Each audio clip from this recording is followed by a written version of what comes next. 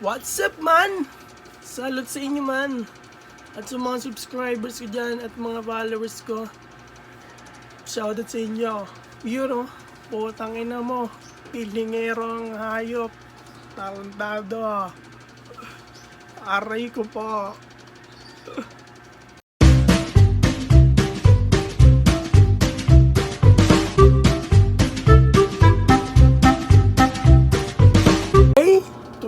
Today.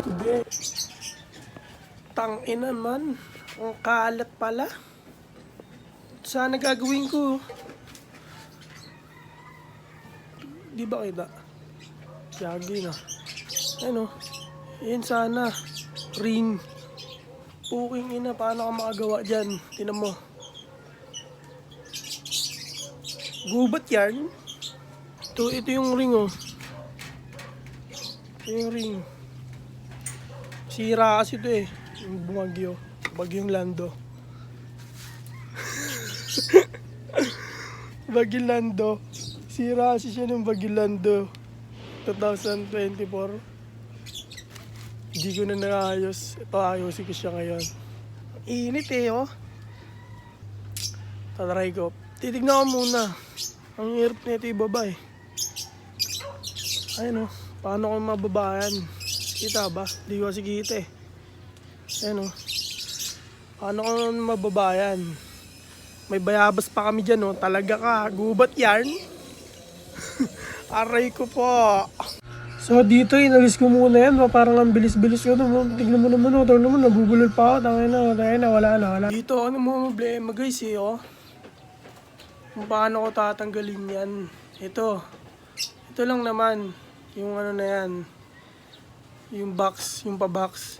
Kaso, ang problema ko lang, wala akong gamit, martilyo, wala akong ganun. Ang tanging meron lang dito, putang ina pala.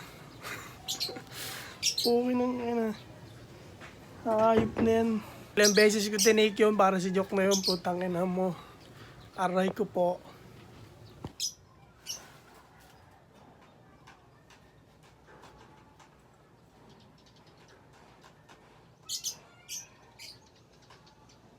Tangina, may problema pala guys. Hindi pala siya basta-basta makakuha kasi nakadikit talaga siya. Parang pandikit. Ito mo, papakita ko sa inyo. So ayun, papakita ko sa inyo Akitin ko para makakita nyo lang na hindi talaga siya kayang kunin. Kasi nakadikit nga talaga. Man. Nakadikit siya pre. Hindi talaga papakita ko sa inyo kung makikita nyo.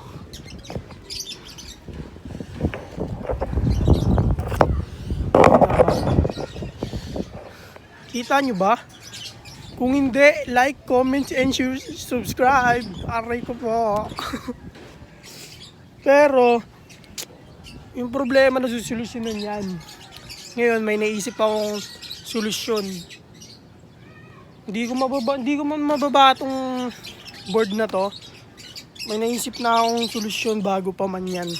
Advance Advance. Since board lang naman kukunin natin, tapos sabay papako lang. Meron kasi ako nakita dito na nakapako na siya. May pako na siya. Ikakabit na lang. Ito kinalkyo ko pa to Inano ko pa to. Birning 8 plus 8, 24. 16 pala. 8 plus 8, 16. Bring down 4, 94. Square root 3, 14. Diba? Napaisip ka din, Tarantado. Loko-loko. So, ito nga. Ipapako na lang siya. Kasong problema. Yun nga yung problema talaga Yung martilyo, ang dami na ating problema. Hindi natin masolusyonan sa bansang Pilipinas. Ang dami ng kurap. Aray po. So na lang maging goldfish ganito. Goldfish. Ito na solusyon sa problema ko. Martilyo at alambre. Kung nagtataka kayo bakit may alambre, ibibrace ko kasi yan dito sa board para hindi siya maalog. Pag dinakdakan ko, aray ko po. Okay na. Nagawa ko na ang ring at ang kailangan natin gawin. Kita nyo ba? Angas yan, boy. Matibay yan, boy.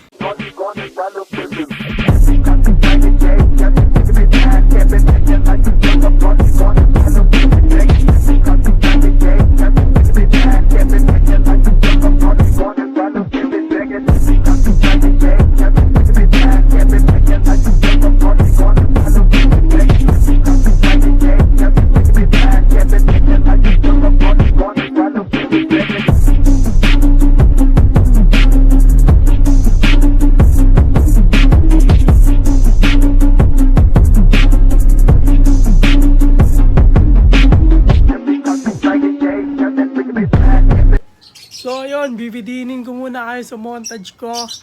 May masyadong maano siya maangas. Kaya ano muna, kalma muna. So yun, papahinga lang. Matapos kong gawin yung pinakamaganda kong ring na malalaroan ko. Aray ko po. Ito siya. Habang nagpapahinga sa may parang ano, may onting ano lang naman. Konting realization lang naman sa akin, sa sarili ko. O sa inyo, baka ma-realize nyo lang din. Baka magets nyo ako, ganyan. Nakapanginayang din yung ano no? Nakapanginayang din yung hindi natin sinubukan yung bagay na yun. Alam mo yun? Nakapanginayang na hindi mo man lang na-try gawin yung bagay na yun. Hindi mo man lang sinubukan kung effective ba. Kasi natatakot ka sa validation ng iba Bagets naman. Pero hindi excuse yun kung totoosin lang. Hindi excuse yun Kasi parang sinasabi mo sa sarili mo na kailangan tanggapin ka rin nila. Which is wrong. Kailangan tanggapin mo yung sarili mo. Hindi yung tatanggapin ka ng iba. Mas masarap tanggapin mo yung sarili mo. Tanggapin mo kung ano ka. Tanggapin mo yung totoong ikaw. Subukan mo yan. Huwag kang matakot sumubok. Pero bago mo makuha yung mga ganun, kailangan mo munang sumubok. Subukan ng sumubok. Subok hindi subo. Subok. Subukan mo nang sumubok ka ng sumubok. Baka subo yan hindi yan subo. Aray ko po. Hindi, try mo lang nang i-try. Yan. Kasi wala nang mawawala kung i-try mo Ang mawawala lang sa'yo, yung ano mo, kahihiyan mo. Pero kung malakas yung ano mo, wala yan. Sisiw lang yan sa'yo. Pero ito seryoso. Gawin mo yung mga bagay na gusto mo. Huwag kang mag-base sa mga sasabihin ng ibang tao sa'yo. Kasi hindi sila nakakatulong sa'yo. Parang lason kasi yun alam mo yun. Parang lason siya na nakakaano ng salita Parang ganito yan Parang sasabihin ko sa mga tao na nasa paligid ko yung pangarap ko. Pero dahil nga sa iniingatan ako nila na mag-fail. Ako, hindi ko nagagawin kasi nga tangina, 'di ba? Biktima, parang lason, parang ganun man. Lalalason ka nila. Kumbaga dapat ginagawa mo 'yun, pero hindi mo na magawa kasi nga pinoprotektahan ka daw parang ganun sa mental mo. Pero mali 'yun. Andun na tayo sa andun na tayo sa pamilya ka niyan, paibigan ka niyan, asawa ka niyan. Napoprotektahan mo lang na huwag mo gawin yung bagay na kasi baka one day ikaw yung masisira, ganyan. Tangina shit ng mga ganun. Tangina pre. Huwag ka maniwala sa ganun man, lason yun. Gawin mo yung mga bagay na alam mong ikakasaya mo. Huwag kang mag-ganun ng validation ng iba. Huwag kang maghabol. Gawin mo. One day marirealize ka nila na tangina tama pala yung buti nilaban mo. At marirealize mo rin sa sarili mo na tangina buti nilaban ko, buti hindi ako nakinig sa inyo. Balang araw yun man. Wait lang, papakita ko lang ang mga ano ko, atake ko bilang isang basketball player. Kaya ikaw, galingan mo palagi. Hindi ka man nila nakikita ka ng Panginoon.